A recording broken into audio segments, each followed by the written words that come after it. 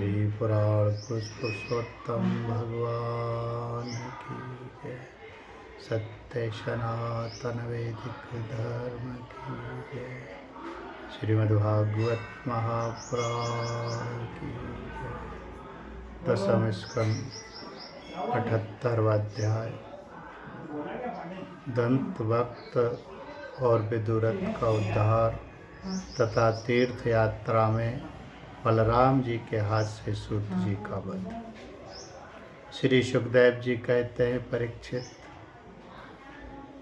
शिशुपाल, शाल्व और पौंड्रक के मारे जाने पर उनकी मित्रता कारण चुकाने के लिए मूर्ख दंतभक्त अकेला ही पैदल युद्ध भूमि में आ धमका। वह क्रोध के मारे आग बबूला सा हो रहा था। शस्त्र के नाम पर उसके हाथ में एकमात्र गदा थी, परंतु परीक्षित लोगों ने देखा वह इतना शक्तिशाली है कि उसके पैरों की धमक से पृथ्वी हिल रही है। भगवान श्री कृष्ण ने जब उसे इस प्रकार आते देखा तब झटपट हाथ में गदा लेकर वे रथ से कूद पड़े। फिर जैसे समुद्र के तट की भूमि उसके ज्वार भाटे को आगे बढ़ने से रोक देती है, वैसे ही उन्होंने उसे रोक दिया।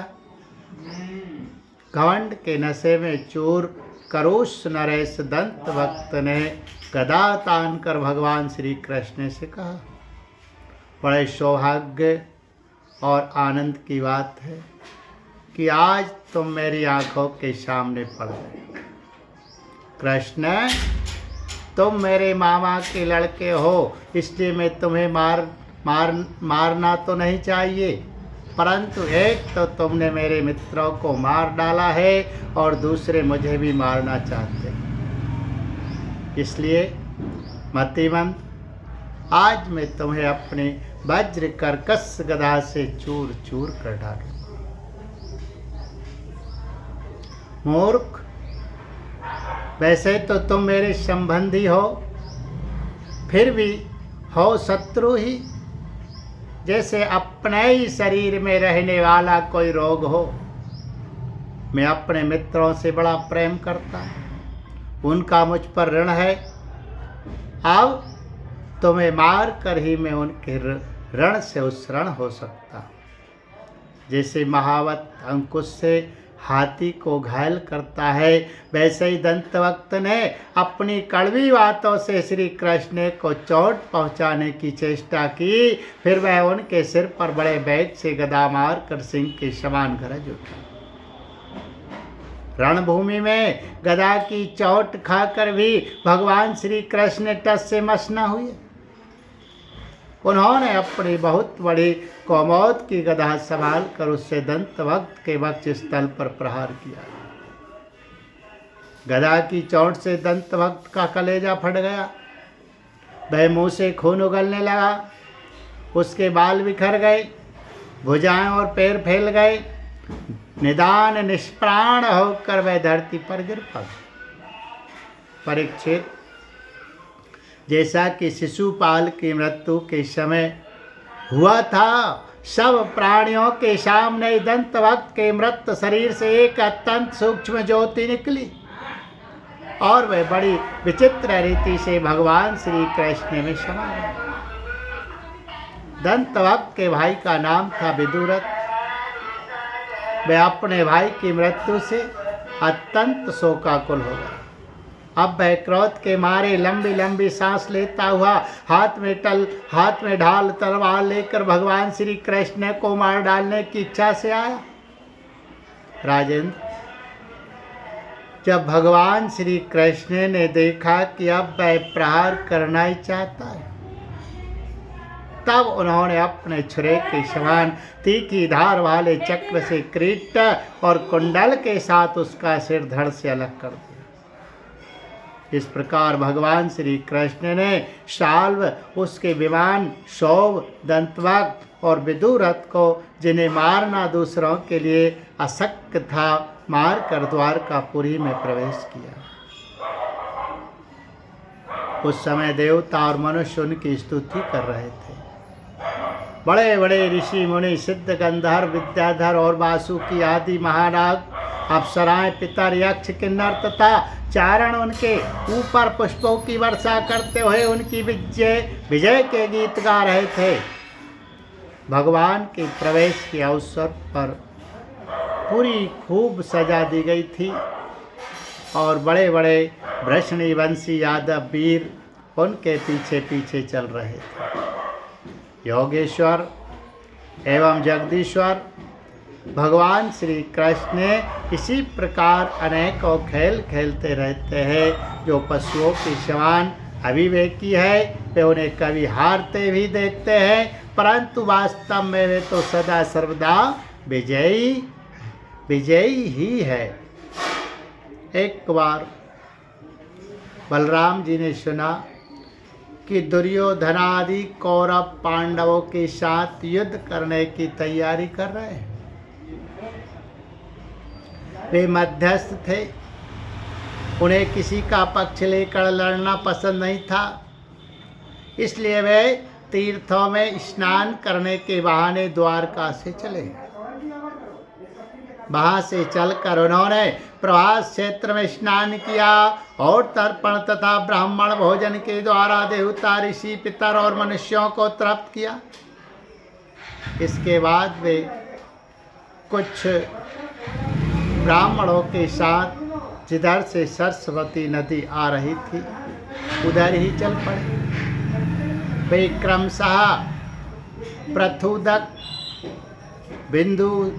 बिंदुसर, त्रितकूप, सुदर्शन तीर्थ, विशाल तीर्थ, ब्रह्म तीर्थ, चक्र तीर्थ और पूर्ववाहिनी सरस्वती आदि तीर्थों में गए। परीक्षित तदंतर यमुना तट और गंगा तट के प्रधान तीर्थों में होते हुए वे नैमिषारण क्षेत्र में गए। उन दिनों नैमिषारण क्षेत्र में बड़े बड़े ऋषि सत्संग रूप महान सत्र कर रहे थे। दीर्घ काल तक सत्संग सत्र का नियम लेकर बैठे हुए ऋषियों ने बलराम जी को आया देख अपने अपने आसनों से उठकर उनका स्वागत सत्कार किया और यथायोग प्रणाम आशीर्वाद करके उनकी पूजा की। वे अपने साथियों के साथ आसन ग्रहण करके बैठ गए और उनकी अर्चा पूजा हो चुकी थी। तब उन्होंने देखा कि भगवान व्यास के शिष्य रोमहर्षण व्यास गद्दी पर बैठे हुए। बलराम जी ने देखा कि रोमहर्षण जी सूत जाति में उत्पन्न होने पर भी उन श्रेष्ठ ब्राह्मणों से ऊंचे आसन पर बैठे हुए हैं और उनके आने पर ना तो उठकर स्वागत करते हैं और ना हाथ जोड़कर प्रणाम है। इस पर बलराम जी को क्रोध आ गया। वे कहने लगे कि यह रोमहर्षण प्रतिलोम जाति का होने पर भी इन श्रेष्ठ ब्राह्मणों से तथा धर्म के रक्षक हम लोगों से ऊपर बैठा हुआ है, इसलिए यह दुर्बुद्धि मृत्यु दंड का पात्र है। भगवान व्यासदेव का शिष्य होकर इसने इतिहास, पुराण, धर्मशास्त्र आदि बहुत से शास्त्रों का अध्ययन भी किया है, परंतु अभी इसका अपने मन पर संयम नहीं है। ये विनयी नहीं, उद्दंड है। इस अजीत आत्मा ने झूठ मूठ अपने को बहुत बड़ा पंडित मान रखा है। जैसे नट की सारी चेष्टाएं अभिनय मात्र होती है, वैसे इसका सारा अध्ययन स्वांग के लिए है। उससे ना इसका लाभ है और ना किसी दूसरे का।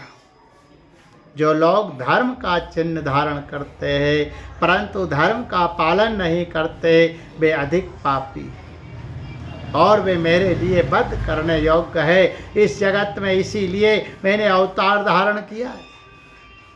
भगवान बलराम यद्यपि तीर्थ यात्रा के कारण दुष्टों के वध से भी अलग हो गए थे, फिर भी इतना कहकर उन्होंने अपने हाथ में स्थित कुश की नोक से उन पर प्रहार कर दिया। और वे तुरंत मर गए।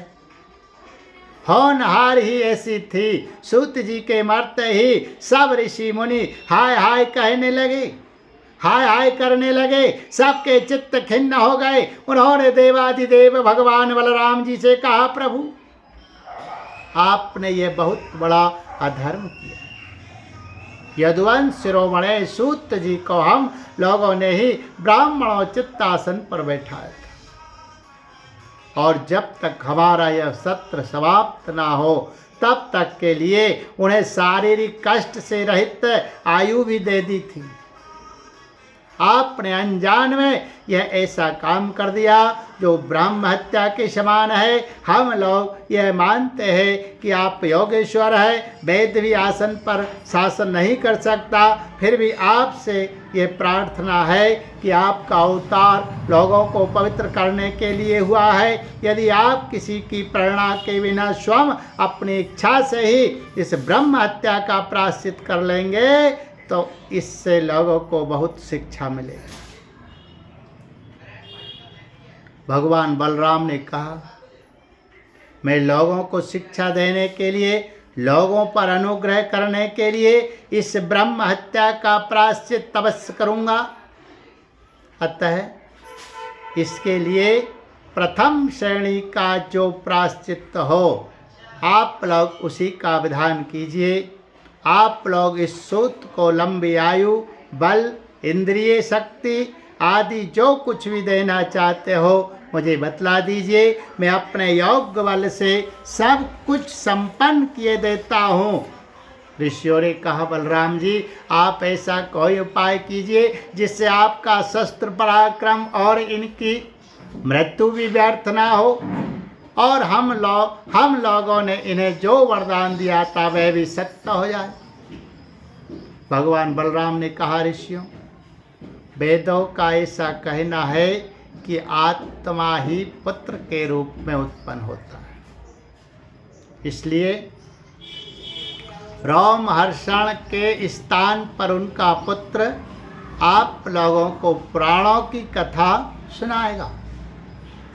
उसे मैं अपनी शक्ति से दीर्घायु, इंद्रिय शक्ति और बल दिए देता।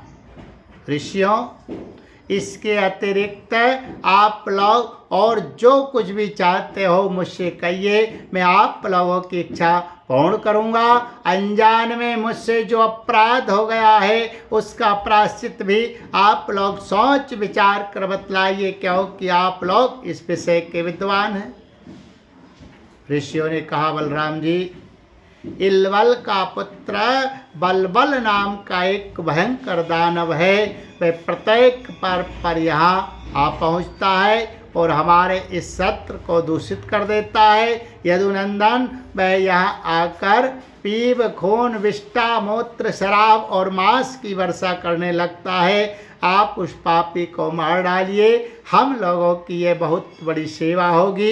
इसके बाद आप एकाग्र चित्त से तीर्थों में स्नान करते हुए 12 महीनों तक भारतवर्ष की परिक्रमा करते हुए विचरण कीजिए। इससे आपकी शुद्धि हो जाएगी। बोलिए गोविंद गोपाल कृष्ण भगवान की जय।